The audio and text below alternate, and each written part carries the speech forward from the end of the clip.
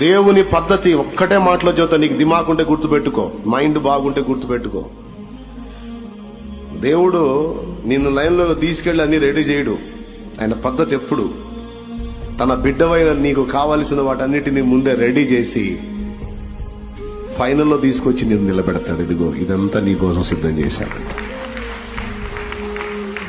మనకేమో దడ, తపన, ఆయాసం, నాకు కావాలి కావాలి కావాలి కావాలి, ఇప్పుడే కావాలి ఇప్పుడే కావాలి. ఆయనేమో సిద్ధం అవుతుంది కుమారుడు అంటాడు. ఆ సిద్ధం చేసే ప్రక్రియలో టైం తీసుకుంటది.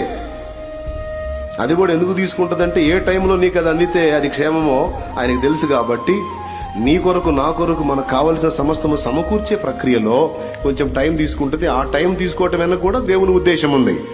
కొన్ని వెంటనే అందిస్తాడు, కొన్ని టైం తీసుకుంటాడు. ఒకటైతే నిజం, అన్ని రెడీ చేసి ఆ తర్వాత ఆ మధ్యలోకి తీసుకెళ్ళి నేను నిలబెట్టడం, ఒక్కసారిగా అవన్నీ చూసినప్పుడు నువ్వు సంతోషించటం, ఇది దేవునికి సంతోషాన్ని కలిగిస్తుంది.